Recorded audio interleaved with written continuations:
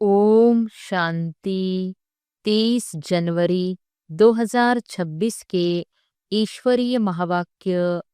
पहले एक नजर मुरली के मुख्य पॉइंट पर। बाबा ने कहा, ज्ञान की सच्ची निशानी है दैवी गुणों की धारणा। ज्ञानधारी बच्चे विचार सागर मंथन करते हैं, आसुरी विचारों का मंथन नहीं करते। जिनमें ज्ञान है उनके जीवन से गाली देना और ग्लानि करना समाप्त हो जाता है। ज्ञानधारी का मुखड़ा सदा हर्षित रहता है। मुरली में ज्ञान का जादू है जिससे मनुष्य देवता बनते हैं। और फिर बाबा ने कहा, ज्ञान का अर्थ है आत्मा और परमात्मा की पहचान तथा सृष्टि के आदि मध्य अंत का ज्ञान। कम धारणा वालों की चलन मिक्स और अधिक धारणा वालों की चलन शुद्ध होती है। आसुरी अवगुण चेहरे और वायुमंडल से स्पष्ट झलकते हैं। क्रोध से रूप तांबे जैसा और काम विकार से काला बन जाता है। और फिर लास्ट में बाबा ने कहा, इस पढ़ाई से मिलने वाला धन बेहद का और अविनाशी है। सर्विस में कभी थकना नहीं है, उम्मीद और उल्लास बनाए रखना है। सच्ची पढ़ाई वही है जो मनुष्य को देवता बना दे। समस्या का मूल कारण कनेक्शन लूज होना है। मैं बाबा का, बाबा मेरा, इस स्मृति से समस्या मुक्त बनते हैं। और अब सुनते हैं महावाक्यों को विस्तार से। मुरली का सार।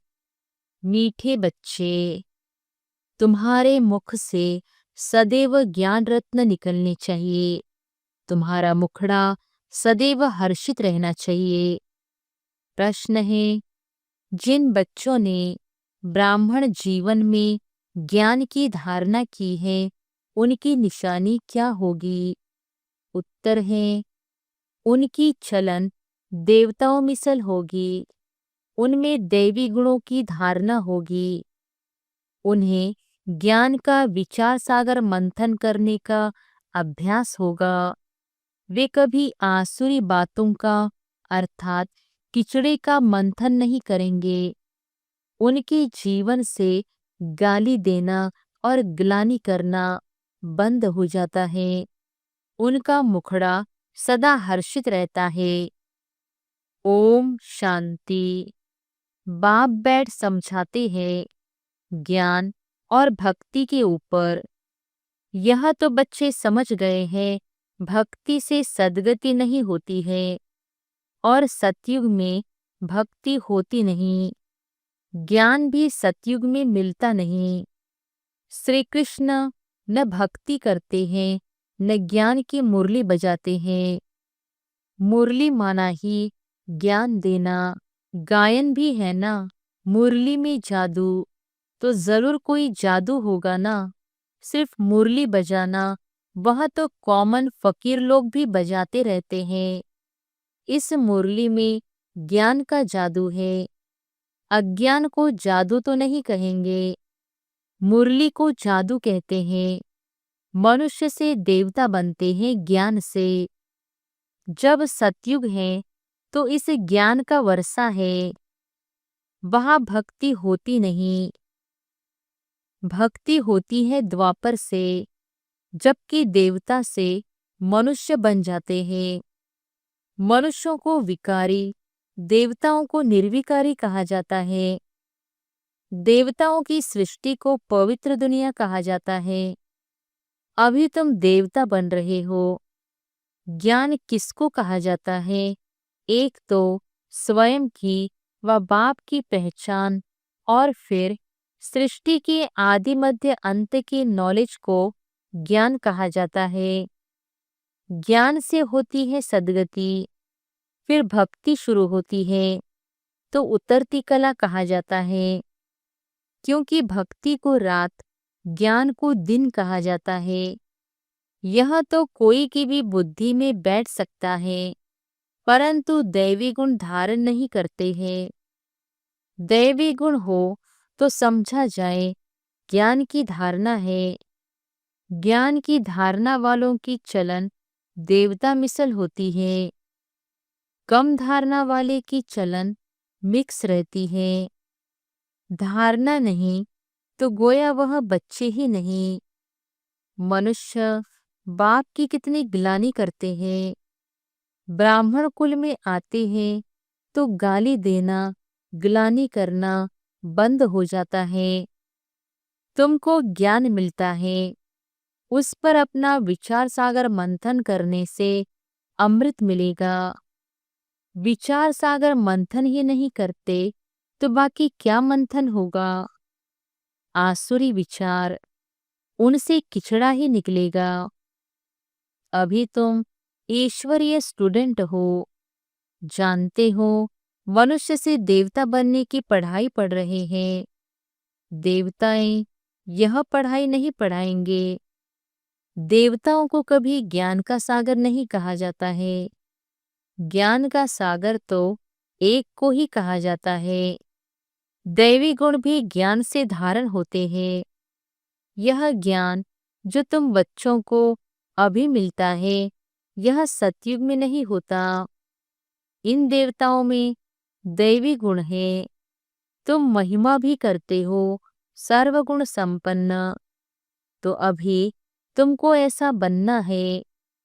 अपने से पूछना चाहिए, हमारे में सब दैवी गुण है या कोई आसुरी अवगुण है।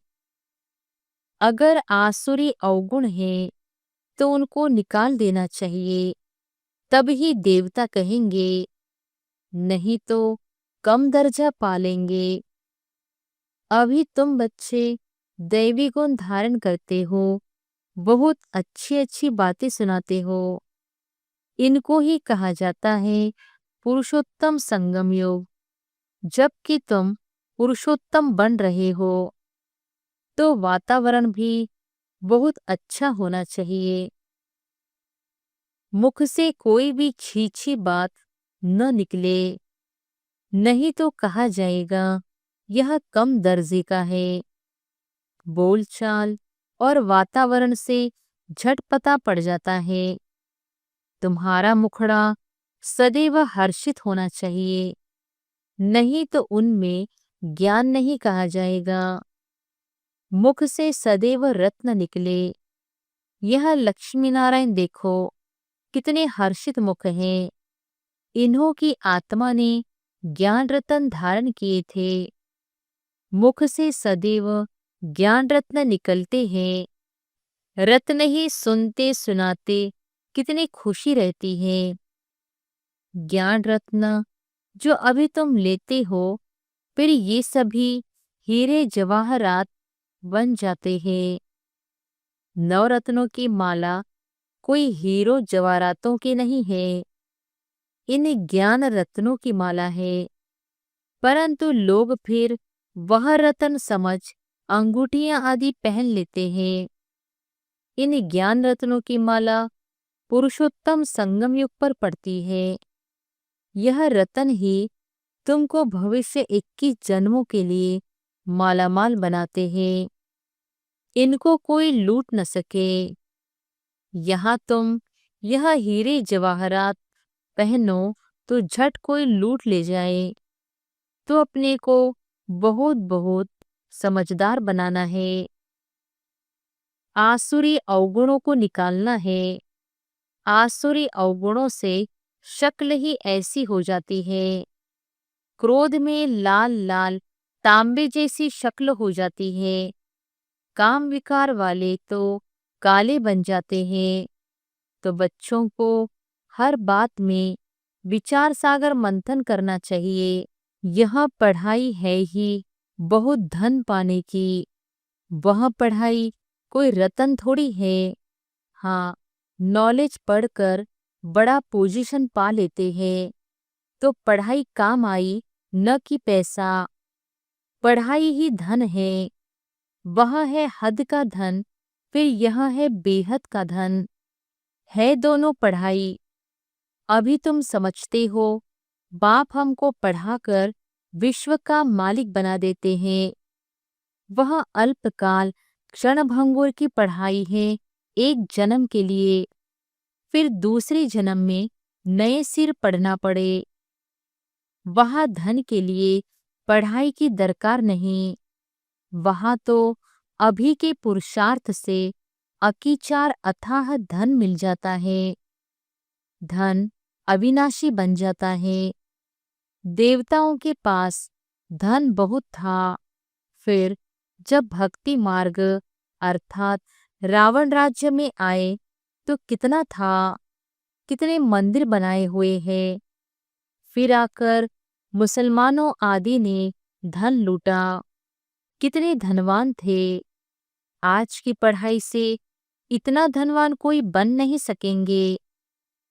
तुम अभी जानते हो हम इतनी ऊंची पढ़ाई पढ़ते हैं जिससे यह देवी देवता बनते हैं।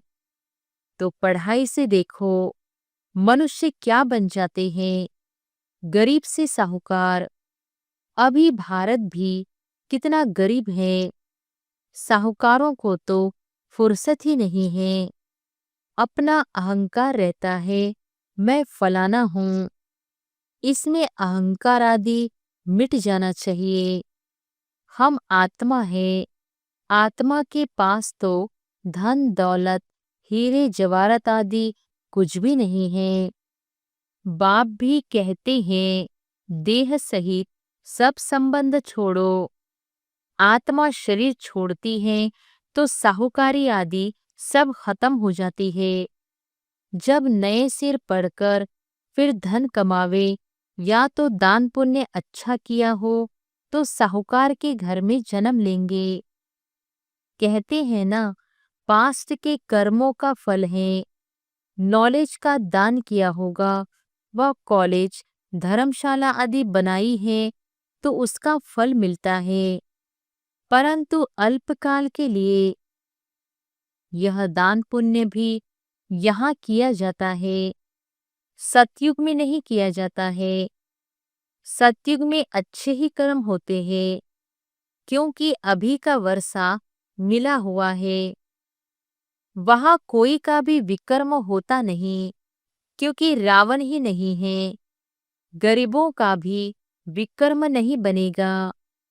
यहाँ तो साहूकारों के भी विकर्म बनते हैं, तब तो यह बीमारियां आदि दुख होते हैं। वहाँ विकार में जाते ही नहीं तो विकर्म कैसे बनेंगे। सारा मदार है कर्मों पर। यह माया रावण का राज्य है। जो मनुष्य विकारी बन जाते हैं, बाप आकर पढ़ाते हैं निर्विकारी बनाने के लिए।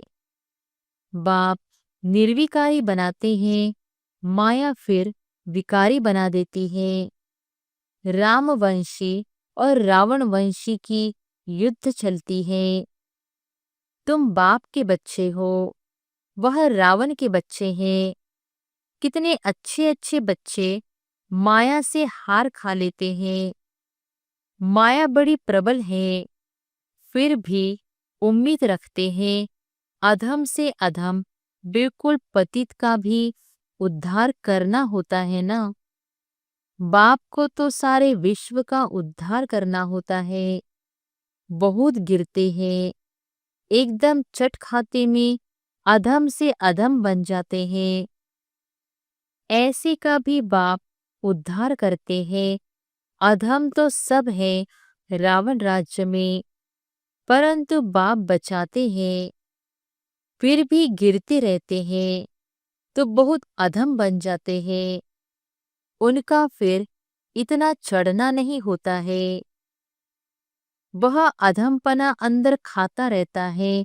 जैसे तुम कहते हो कलप कलप तुम ही देवता बनते हो। जानवर बनेंगे क्या, मनुष्य ही बनते हैं और समझते हैं इन लक्ष्मी नारायण को भी नाक कान आदि है, मनुष्य है ना, परंतु देवी गुणों वाले हैं, इसलिए इनको देवता कहा जाता है।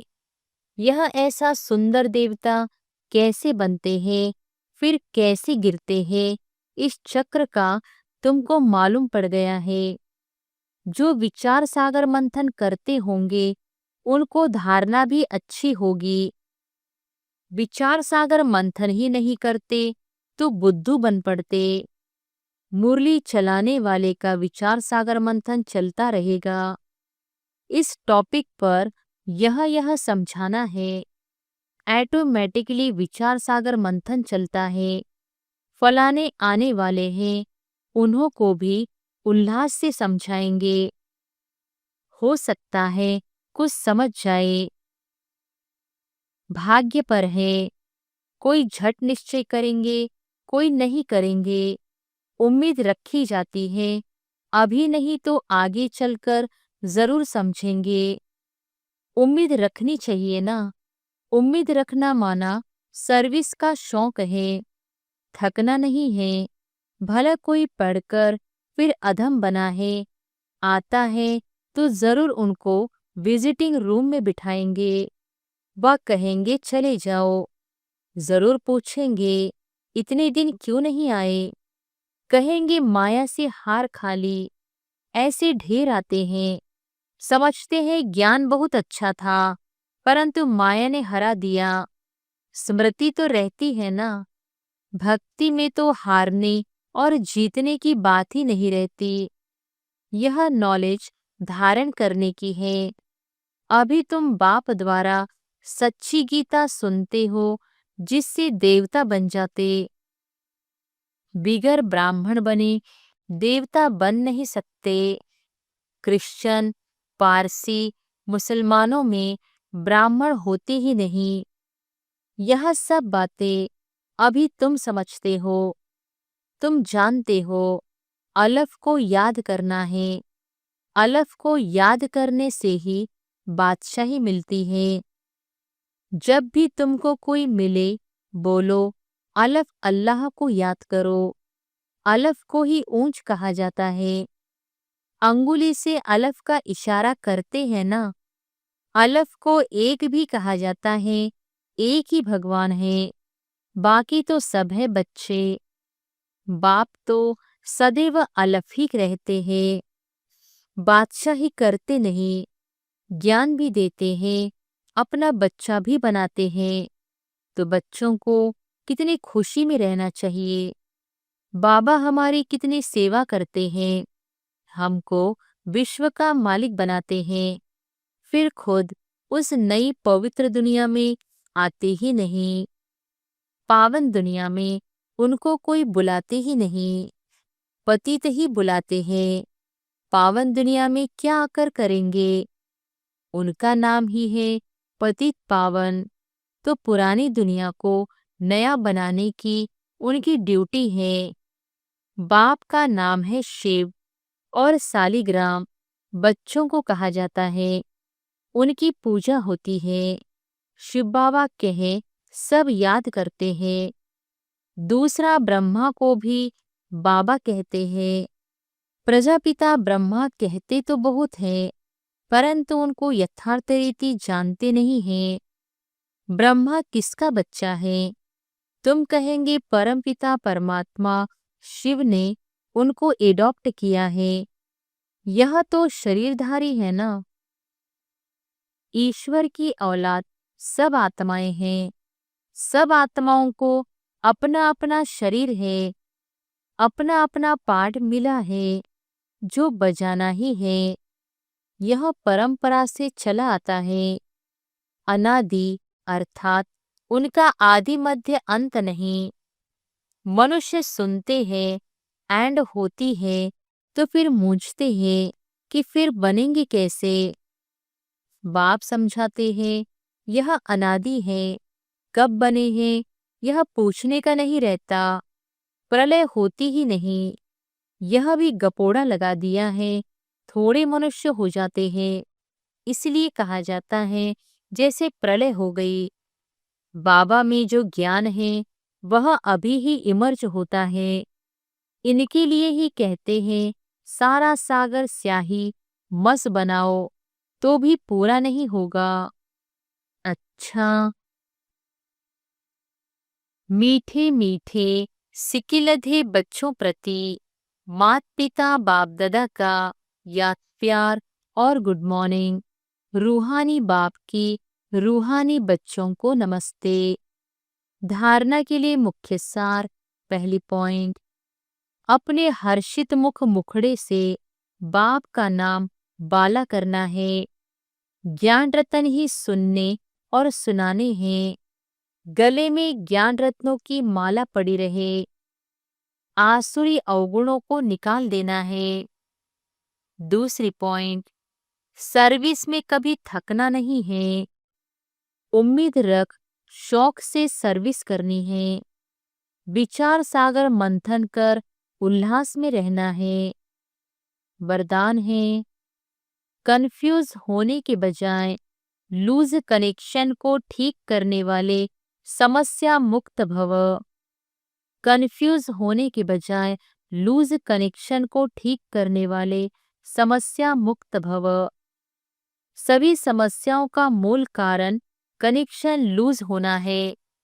सिर्फ कनेक्शन को ठीक कर दो तो सर्व शक्तियां आपके आगे घूमेंगी। यदि कनेक्शन जोड़ने में 1-2 मिनट लग भी जाते हैं तो हिम्मत हार कर कंफ्यूज न हो जाओ। निश्चय के फाउंडेशन को हिलाओ नहीं। मैं बाबा का, बाबा मेरा, इस आधार से फाउंडेशन को पक्का करो तो समस्या मुक्त बन जाएंगे। स्लोगन है, बीज रूप अवस्था में स्थित रहना यही पुराने संस्कारों को परिवर्तन करने की विधि है। बीज रूप अवस्था में स्थित रहना यही पुराने अव्यक्त इशारे। इस अव्यक्ति मास में बंधन मुक्त रहे जीवन मुक्त स्थिति का अनुभव करो। जब सेवा में व अपने पुराने संस्कारों को परिवर्तन करने में सफलता नहीं मिलती है तो कोई न कोई विघ्न के वश हो जाते हो। फिर उनसे मुक्त होने की इच्छा रखते हो, लेकिन बिना शक्ति के यह इच्छा पूर्ण नहीं हो सकती।